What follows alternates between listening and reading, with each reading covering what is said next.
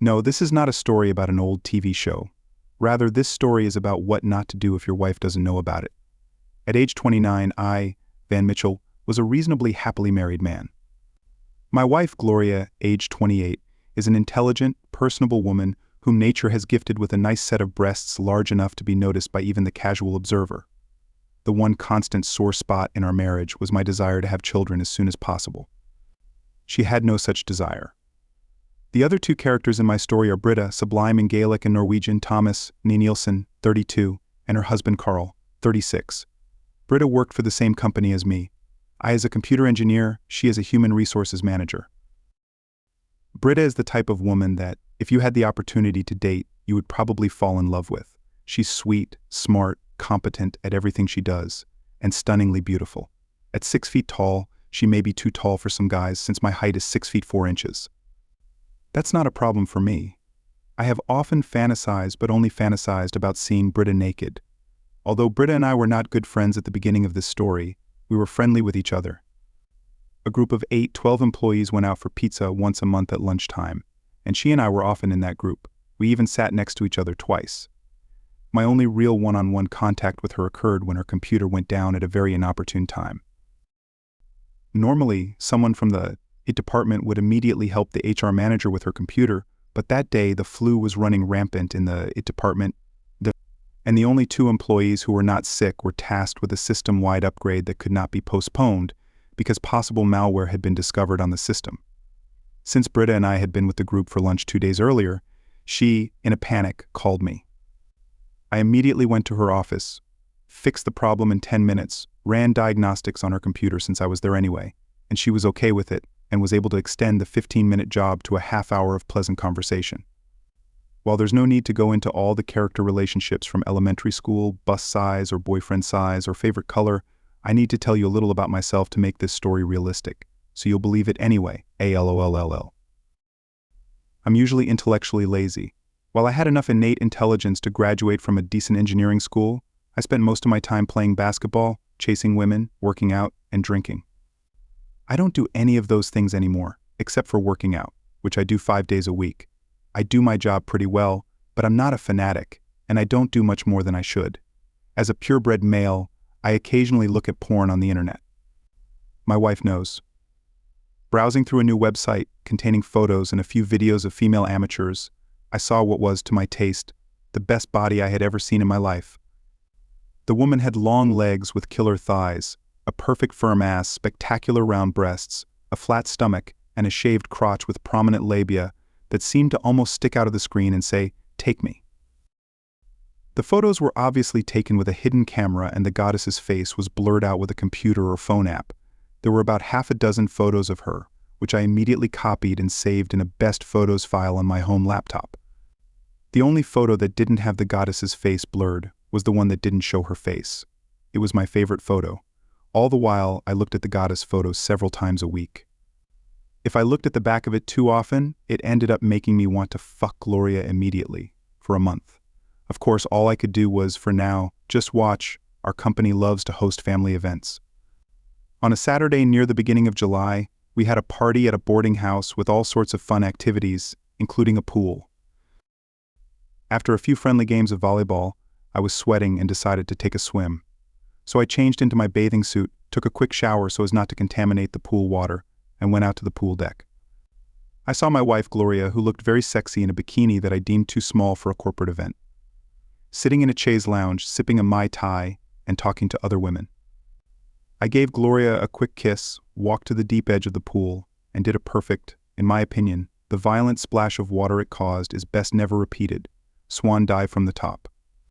When, after several dives, I was climbing the ladder coming out from the deep edge of the pool, a picture of an attractive woman appeared in front of me. Even though the tall woman was wearing a rather conservative covered swimsuit, it was impossible to hide how seductive her body was. While I was looking at her from behind, wishing I was wearing sunglasses, she stopped, removed her hat and sunglasses, placed them on the chaise lounge, and continued on to the diving board. I saw her face when she did this. It was Britta. As I watched her butt wiggle a little, I suddenly noticed something on her right thigh right below her buttock. It looked like a mark from a favorite photo in the best photos folder on my home laptop. There was a spot in the photo that could have been a birthmark or a tattoo of something very star-like. It turned out that Britta might have the same mark. I thought I was being inconspicuous. I later learned that I was about as inconspicuous as a diesel truck for the next 15 minutes or so following Britta, trying to get a better look at her. Finally, when I followed her up the high dive ladder at the pool, I got a really good look at her. It was a birthmark that really resembled a four-pointed star. After I recovered, I got dressed, lured Gloria out of the pool, and we had lunch with a few other couples. When I got home that evening, I took a close look at my favorite picture and enlarged it as much as I could. I had no doubt in my mind that the photo showed Britta's mark on my right thigh. When we woke up the next morning, I remembered not only the sex from the previous night, but also the dreams of having Britta in the doggy position. I forgot about my embarrassment as soon as I fucked Gloria again. After finding out that it was Britta who was naked in the pictures on the internet, I couldn't figure out what to do. I thought about her blurry face in the 5 pictures. I thought about just ignoring the whole thing. I thought about telling her about it anonymously. And I thought about telling her in person. Every action or inaction had potential consequences. I was still thinking about it when I went to the website where I found 2 more original photos of her and a short video. The short video didn't show her entire face, but it did show her chin and hair. At that point, given that I knew how conservative Britta had always been, I was sure she didn't know about the nude photos and videos on the internet. And once she found out, she would definitely want them removed. That's when I realized I had to do something. The first thing I did was try to reconstruct her face in one of the photos to make definitively sure it was her. At the same time, if I could do that, it meant that others could too, and Britta certainly wouldn't want that. It was bad enough as it was. I called my one fellow college fraternity brother who was majoring in computer science. Unlike me, he was really diligent, and I knew he had a master's degree. After showing him this crap, I told him what I wanted to do without explaining why. He replied, "First you have to figure out what app was used for the blurring.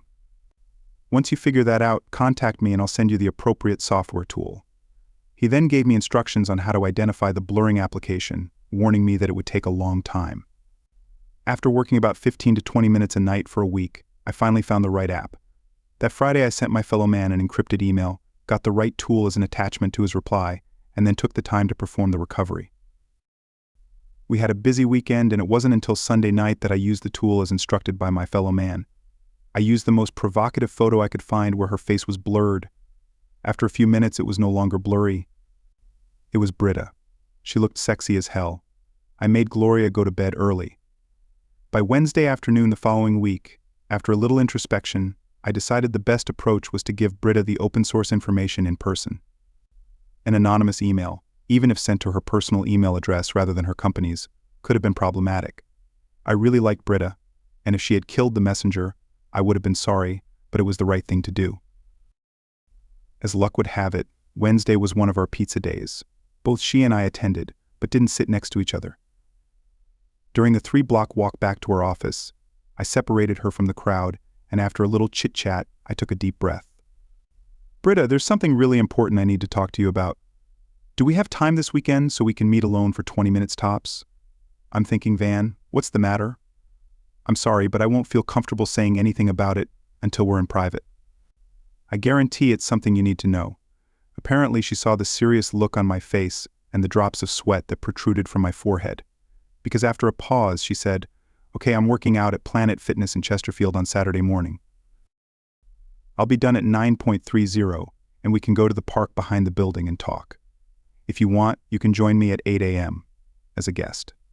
Even though I have my own different workout facility that I go to regularly on Saturday mornings, I agreed. By then, we were back at our office building. Saturday morning, Britta and I worked out at Planet Fitness, although it wasn't really together since we used different equipment at different times, except that we used side-by-side elliptical trainers for cardio workouts. She was a true workout fanatic, which partly explained how trim her body was. She was the object of lust for almost every man there, though she showed no sign of being aware of it, let alone interested. I got a few jealous looks when we were on the elliptical trainer and occasionally chatted. We didn't shower after our workout, but around 9:40 we wiped ourselves down and went outside on this gorgeous morning. I got an envelope out of my car before we sat down on a secluded park bench, each with a bottle of water. "So what's the big secret?" Britta smiled. I decided it was best to take a direct, very direct approach. While browsing the internet site, I came across your nude photos and videos. It appears from the photos and videos that they were taken with a hidden camera that you didn't know about them. There are 8 photos and 1 video. Your face is blurred in the photos, but when I suspected that you were in them, I restored one of them. In this envelope is a copy of each of the photos, including the one with your face restored, and a website where they and the video can be found. At first, Britta thought it was a joke, but then, when I held out the envelope, her face turned serious. When she opened it, she gasped in shock and pressed her hand to her mouth. She didn't turn the picture toward me, and I looked anywhere but at her. Then she shrieked softly, and then blurted out, "That fucking bastard. I'm going to cut his balls off." She looked at one photo for much longer than the others, slapping my hand, showing it to me and saying, "Is this the picture that made you realize it was me?" Sure enough, it was the one, the back view, where her birthmark was visible. I nodded my head in the affirmative. "Is that why you were sniffing my ass at the company party?" she asked. Her tone wasn't accusatory, but it wasn't friendly either. "Yeah, but I didn't know that you noticed," I mumbled, feeling my face redden and sweat beading on my forehead, but not from the workout. "I don't know if that makes you more or less of a pervert, but at least it explains everything," she retorted, making me blush even more. Since she was clearly contemplating what to do, I felt the urge to explain myself. "Look, Britta, I thought long and hard about giving you this information. I only did it because, judging from the pictures, you didn't know anything. And I'd bet $1 million you didn't know about the video. If you want my help in getting them removed from the website, I could help, but the desire has to come from you." Britta stared at me for a long moment while I blushed and sweated even more. Finally, her expression softened and she said, "I didn't know anything about those pictures and videos. It's clear to me that my husband Carl took them and published them, and he's going to damn well pay for it. I understand that it was hard for you to do that, and despite my initial reaction and my embarrassment at seeing those pictures, I sincerely thank you for it." With those words, she gave me a quick kiss on the lips that startled me. Then, without wisecracking, she put everything back in the envelope, stood up and said, "I'll contact you if I need any help. Do you have any more copies of these pictures?" "I promise I'll destroy them," I replied nervously. "Wait until they're deleted, and then do it," was her unexpected reply. In the days after Saturday's revelation, a lot happened. Here are those events in no particular order. Britta had a fight with her husband, Carl. From what I learned from rumors and later directly from her, she threatened him with divorce. Gloria started acting strange. She wasn't normally moody, but now often, unlike usual, her behavior became aggressive, sexually provocative, aloof or playful, sometimes all within the same hour. A few days after we met, Britta invited me to lunch. There she told me that despite her and Carl's best efforts, the Eastern European-based website refused to remove the photos and videos because they are the most viewed content we have. Britta seemed very depressed, not at all like her usual friendly self. The evening after our dinner, I went to see a guy who was rumored to be a black hat hacker, although he considered himself a gray hat. I told him about the website that wouldn't delete the photos. He said he could help for $5,000, and for $10,000 he could guarantee that the photos and videos would be gone forever. I showed my interest. That night I called Britta for the first time ever when she was home. I explained what the black hat could do and what the cost of her work would be. I assured her that I could work as a mediator. Why I took that risk, I don't know. Maybe I was thinking with my little head instead of my big head, guaranteed that if they didn't remove them, I would pay half the cost. She sweetly declined my offer of payment. "It's not your fault. This whole thing happened because of Carl, and he'll pay one way or another," but accepted my offer to be the mediator. I got the money from Britta and tracked down Damon, the black and gray hat, on Saturday morning. When I gave him the money, I thickened the colors a bit. I told him that despite my degree, I could never match him when it came to computers, how wonderful the woman who had been treated unfairly was, how grateful we were, and I even wept. He swallowed it. Damon called me Thursday night the following week, using a disposable cell phone. "Check the website," he said with a chuckle. "You're a fucking genius," I blurted out. "It went a little better than planned," he continued. "The assholes running the website had a big hole in their security system, and they paid for it," the grateful one said with a laugh. "When I brought it to their attention, I became $100,000 richer. So I'll give you $10,000 back if you and your girlfriend come get it." I was all out of breath with gratitude again. I checked the website, and the pictures and video were indeed gone. I immediately called Britta at home and told her about his offer. She was confused. You mean because he found a hole in their security system? They gave him $100,000 and took down my pictures and videos? I grinned. That's what he meant. But I know that's not what happened. It was a ransomware program. He shut down the site and wouldn't give them the key to unlock it unless they paid him $100,000 in bitcoins. When he unlocked the site, the offending material was removed.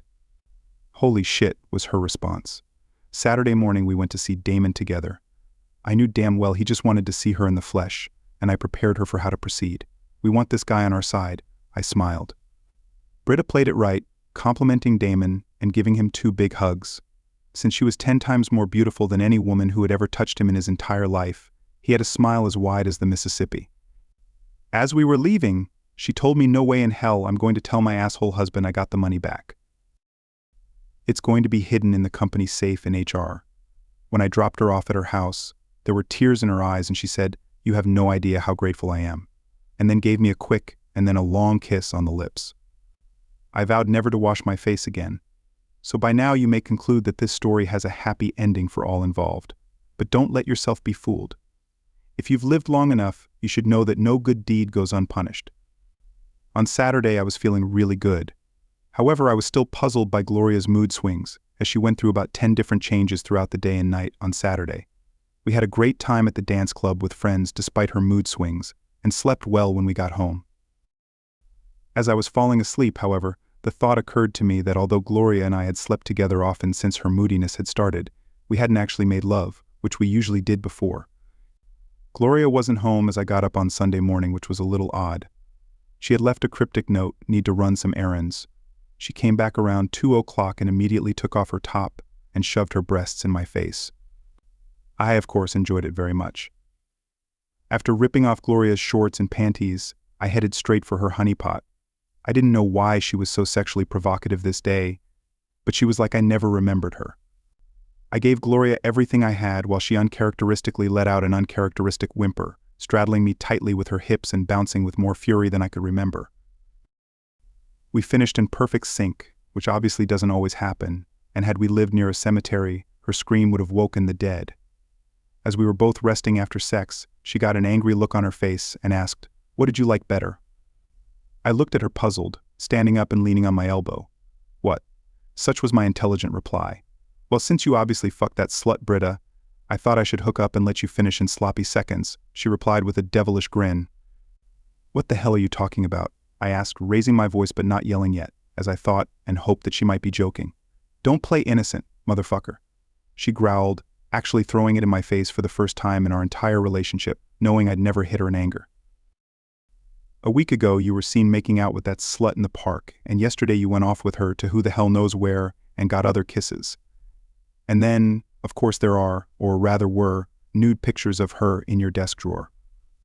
Plus you made a fool of yourself sniffing her ass at the corporate party, following her around the pool. I was helping her, bitch, not having an affair," I yelled. "Bullshit, I know, and you now know what it's like to get sloppy seconds," she yelled back. Apparently, she interpreted my expression of confusion as an expression of disbelief. So she grabbed her phone from her purse on the floor, walked into her gallery and said, "See for yourself, there are photos from today." There were a couple pictures of her having it on. There could be no mistake. Everything was dated today and she was wearing rings and her hair was styled exactly like it was today. I immediately got up and sent the pictures to my phone, despite her attempt to stop me from doing so. I just walked into the bathroom and leaned against the door and she didn't have anywhere near the strength to open it. When I came out, she acted defiant. "So you think you can fool around but you don't like it when I do?" In as calm a voice as possible I said, "The reason Britta kissed me on the lips, and your friends or spies saw it, was to thank me for removing the nude pictures you saw on my desk from the internet. They had been posted there without her permission. And when I found them, since as you know and never mind it, I sometimes watch porn, I told her about them. I'm going to call her now, and you're going to talk to her, or I'm going to throw your naked ass out the fucking window." I'd never talked to Gloria like that before, and I could see the combination of fear, apprehension, and defiance in her eyes. I pushed her onto the bed, put my phone in my pants pocket as I pulled my pants back on, and then used the landline to call Britta's cell phone. Thankfully, she picked up. "Hey Van, what's up?" She greeted me, obviously seeing from the caller ID who the call was from. "Hi Britta, listen, I need you to tell Gloria everything about your nude photos, our interactions where they were posted, how we deleted them, everything. It's very important that you tell her the truth about everything." "Okay," I guess was her timid reply. "I'll hand her the phone now," I continued, and then handed Gloria the receiver. I had no desire to stick around. I took a quick shower, got fully dressed, sent the marriage-killing pictures Gloria had shown me to my computer, and then headed out for my first drink since college. I ended up getting high, something I swore I would never have again after graduation. Then took an Uber ride home to avoid getting into an accident. I was surprised when the Uber pulled up and saw Britta's car backing out of my driveway and going the other way. As I stumbled into the house, I was greeted by a remorseful Gloria. I cast a piercing look at her. "I owe you an apology," she sobbed. "Really, what the hell did you do that for?" I growled at her. "Britta showed me the tapes of her meetings with you. And it was clear to me that you and she weren't having an affair and you were just helping her out. But you should have told me. It was news to me that Britta had been recording our conversations. I suppose it was technically a violation of the law, since our state is a two-party consent state. But I had nothing to hide, and now I was glad she did." Despite my state, I was aware enough to interrupt Gloria and shouted, "Yeah, you going to bed and then making me get sloppy seconds was a perfectly normal reaction on your part. I apologize like hell for trying to stop Britta from being embarrassed even more than she already was. She's the reason I didn't tell you what I was doing, you fucking bitch." With those words, I stumbled into the guest bedroom, locked the door, put on earplugs, and fell into a restless sleep. Although I didn't know it for sure on Monday morning, waking up hungover, it was the end of my marriage. Gloria's refusal to talk to me, and then her extremely hostile response was too much for me to bear. Although I did go to 3 counseling sessions with her, they didn't help. I just couldn't take it. So without even touching her again, a month after that Monday morning, I filed for divorce. I tried to get Gloria to give me an answer as to who her sex buddy was. Even when I lied and said it might save the marriage, she obviously didn't believe me. And knew damn well I'd beat the shit out of him, so she never gave in. As soon as I served her, I informed her, "Make sure you tell your buddy that if I ever find out who he is, I will beat the shit out of him. Since it's not my policy to beat a woman, he'll take your place." After that, Gloria realized there was no apology or anything she could do to save our relationship. So the divorce went quickly, splitting everything 50-50 with no alimony for either party. We sold the condo and moved to apartments at opposite ends of town. At that point, I was truly happy we never had children. Britta and I remained friends while my divorce was pending, and she even joined some of my friends who took me to a baseball game. I never drank again, to celebrate my divorce, which took place just 4 months after Gloria's papers were filed. We never discussed the circumstances of my divorce in detail, but it was clear from the fact that she had met Gloria in person on that infamous Sunday that she knew most of it. Then, 2 months after my divorce, Britta came into my office on a Thursday. I don't remember her doing this before, and closed the door. "Van, can I take you out to dinner tomorrow night? There's something really important I need to talk to you about. I had plans of my own, but you could bet your sweet ass I'd cancel them all, because then I could stare at Britta, and because I got really curious." "Sure," I replied. "When and where?" "How about we meet at Morton's on Vine at 7 p.m., casual clothes on?" She smiled. "Great, I'll see you soon then," I replied. She smiled again, and then walked out of my room, leaving the door open as if she hadn't noticed it. It was obvious that Britta had been nervous during dinner. She actually lost her composure to tell me what she wanted while in the restaurant, partly because we were seated next to several other couples. She suggested we talk in my car. I tried to pay at least half of the dinner bill, but she refused. There are some things in life that you can easily predict. Others are actually unpredictable, but not particularly surprising. Still others strike you like lightning thrown by Zeus. What Britta wanted to talk about fell into the third category. Since the temperature outside was pleasant, we had the windows ajar, and she mostly looked straight ahead as she spoke, occasionally meeting my gaze as I kept looking at her. The substance of her remarks so shocked me that I find it hard to forget them. Carl keeps begging me not to divorce him and is doing everything he can to keep things quiet. He just can't believe that I don't trust him anymore, and that fighting the divorce won't help him. "Is this about posting your pictures and videos online?" I asked. "That's a big part of what's going on because it's such a breach of trust that it boggles my mind. However, it's also because he doesn't think it was that important. and in his relationships with other people. He's far from honorable, and overall his character is not what I envisioned when we got married, Britta said and sighed. Besides, I want children, and as soon as possible. And though he said he wanted them before we were married, he doesn't now. Finally, and I probably shouldn't tell you this, sex with him is more like Labor Day than the 4th of July. It was too much information for me, and I couldn't react in any way at first. So what do you want to talk to me about? Well, I've come up with a way to let him know very clearly that it's over between us, so he won't resist the divorce I filed for last week, even though we're still living in the house together. Since you're the only man I know, I think besides Damon, but he doesn't fit all the parameters, who has seen me naked, at least in pictures. You're the man for the job. What the hell? Ran through my head. But I didn't say it out loud. Britta looked at me nervously, then turned away and continued. I want Carl to find us in my bedroom naked, looking like we just had sex. Actually, you could keep your boxers on, since we can pretend to start getting dressed after sex. Anyway, Britta continued, and there was apprehension, determination, and nervousness in her voice at the same time. It would do the trick. Could he be violent? I asked. He's not a violent man, plus he doesn't have a gun or any other weapon. There's nothing in the house except kitchen knives, which I'll hide. And you're 4 inches taller, 30 pounds heavier, and I know from our gym sessions that you're in shape and he's not. And you're twice as strong as him, Britta blurted out in one sentence, clearly very worried. Can I think about it? I asked. I know you could do it, but if you can't, I have to find someone else, and I can't think of anything as effective. She replied quickly, yes, I could. Would dancing relax you and help you make a decision? I think yes, it would have helped. I smiled at her. Then let's go to that new dance club on Brighton Street, she grinned. So we did. I was thrilled. Britta is an excellent dancer, and during the Latin dances and slow songs, she fit perfectly into my arms. Since she weighed about 150 pounds, not too much for someone 6 feet tall, since she had no excess fat. I realized this when I saw her in her swimsuit and at the gym. She wasn't used to someone strong enough to do lifts with her, but I could. Although I didn't drink and Britta doesn't usually do that, I think she was excited about our conversation in the car and used the drink to calm herself down. By the time we left the club at 1 a.m., she was pretty horny. I didn't want Britta to drive even the 1 mile from the restaurant her car was parked outside to her house, but she said she needed a car the next morning. So I dropped her off at her house, receiving a quick kiss on the lips and a thank you. Took her keys from her, walked the mile back to the restaurant, then drove her car to her house and left the keys in the mailbox. The mile walk back to the car gave me time to think. After tossing things back and forth, my divorced, relaxed self told my more cautious self, at least you'll get to see her naked in person. You might stop yourself from acting like an asshole, so do it. Who knows? The rest I tried my best not to think about. Sunday night I called Britta and said, I agree with your plan if you still want to go ahead and think it will work. Thank you so much, Van.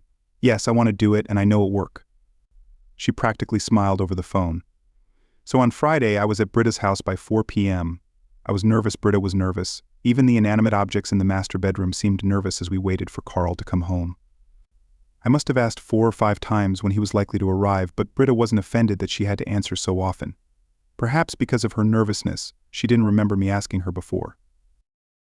Any time between 4:30 and 5 o'clock, she said. I was naked except for my boxers, but the rest of my clothes were laid out so I could get dressed quickly. My buddy probably would have exploded if it weren't for the fact that Britta was wearing a short robe covering her naked body. I'm sure I blushed, but at least I wasn't sweating.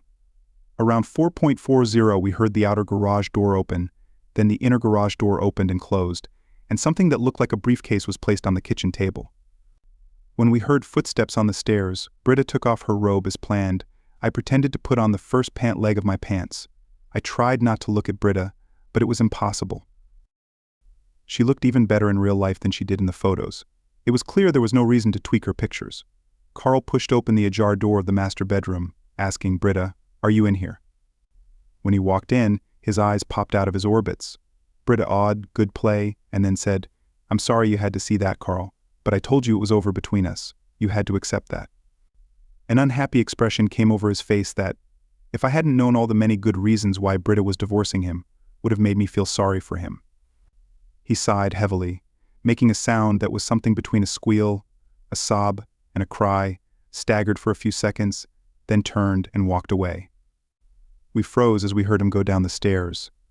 Heard the inner garage door open and close again, his car start, the outer garage door close, and then there was silence. All this time, I expected Britta to start getting dressed. She didn't. She was still completely naked. Then she walked right up to me and said, "I'm sorry it was so sad, but it had to be done. Thank you for your help." Maybe there's a heterosexual guy somewhere who, like me, despite not having had fun in over 4 months, and despite thinking of Britta as the sexiest woman on the planet, with her naked body in close proximity and seemingly begging for attention, could resist her. I'm not strong enough to be that guy. I grabbed her. My mind and body were at odds as I began to move back and forth while she clenched and relaxed her muscles. My brain told me, admit your infatuation with this woman and make love to her. Don't treat her like a cheap whore. It was a long, indeterminate period of time before we both came fully and stopped moaning. Britta spoke first. "Thank you, Van, that was wonderful." I grinned. I must have had an out-of-body experience because I thought I had just heard the hottest woman on earth give me the hottest sex of my life, and then thank me. "Can't we thank each other?" she giggled. "Hell yeah, thank you, goddess." After a few pleasant conversations in private, she got a shy look on her face. Juan, I have a confession to make. I was hoping it might end up like this." "No way in hell could I resist you," I replied, and then kissed her passionately. As I recall, the bone of contention between you and your ex-wife was your desire to have children, and she had no such desire. And correct me if I'm wrong, but don't you have the same desire as me? And doesn't Carl have the same desire as Gloria? A wide smile appeared on Britta's face. "Do you think we'll want to have children together?" "I know we will, but first, let me have an affair with you. Since Carl isn't likely to ever come back, why don't you pack a bag and come visit me for the weekend?" "Is there room in your bed for me?" She giggled. "It's a big size, so if we mess up one side, we'll just lie down on the other." "That works for me," she laughed. We got dressed and I changed the sheets on her bed and put the ones we made love on in her laundry room while she packed her bag. She followed me to my apartment in her car. After I made her a light dinner, we embarked on the serious task of using the rest of the weekend to determine our sexual compatibility. Although our little stunt on Carl was cruel, he got it right. Britta spent most of those 4 months, while their divorce went through the court system in my apartment. We made a plan to test our compatibility and stuck to it. Thankfully, after the first month, there wasn't much doubt that we were as sexually compatible as we could be. There were no major problems outside of bed either. Our biological clocks seemed to be synchronized, as well as our libidos, and we had a lot in common, as well as enough differences to really make life interesting. Since we worked in different divisions of the company, and were not in the same management tree, our relationship, which we did not hide from our coworkers, did not negatively affect our work. However, there were a few disappointed people who would have liked a chance with Britta or me, but they were discouraged by the closeness of our relationship. The day Britta's divorce became final, I was glowing with happiness. After celebrating without alcohol that night when we went to bed, we had the most sincere lovemaking of our entire lives. I had never felt more at peace when I told her offhandedly that I loved her and wanted to spend the rest of my life with her. Britta smiled and kissed me. "I love you too, and it's lucky we love each other because I have some news." A meaningful pause, and finally I'm 6 weeks pregnant. As I lay there in shock, she turned her back to me, pressed her butt closer to me and murmured, "Lie down in the spoon pose and massage my breasts, Daddy." I was too stunned to respond. I just did as she said, and when I finally got around to respond, it turned out that she was sound asleep. And I too was soon in dreamland. The next morning I kissed her and then took her face in my hands. "I'm not sure I heard you correctly last night. You said you were pregnant?" "Yes, about 6 weeks pregnant," she smiled. "How did that happen?" was my next question that was so ridiculously worded. "No, I mean, weren't you on birth control?" "I mixed up my pills," she replied with a wide smile. "I thought you were getting shots." "I messed up my schedule and that's my story and I'm sticking to it," she replied this time with an even bigger smirk. "I guess that means I'll have to marry you," then joked. "Does your dad own a shotgun?" "I bet my ass he does, and he won't let his little girl bear children without a ring on her finger," she parried this time with an even wider smile. "You think I'll agree to anything you want, don't you?" I feigned anger. I didn't think her smile could get any wider, but it did. "Yes, but your compensation will be that you will be the most sexually satisfied man in the world." 10 years later, life wasn't just good, It was getting fantastically good. We seemed to fall more in love every month, and we are madly in love with our 3 children, 2 girls and a boy. Sometimes the 3 women in the family team up against us, 2 poor types with a Y chromosome. But we always seem to survive okay, even if we don't win. The best part, aside from the kids while they're growing up, is that I don't have to look at pictures of what I think are the best female figures on the planet. I have a real woman with the best female figure in the world in bed with me every night. I carve out a few minutes each day to thank Carl for posting these photos online and Gloria for her overactive imagination and impulsiveness. Ah,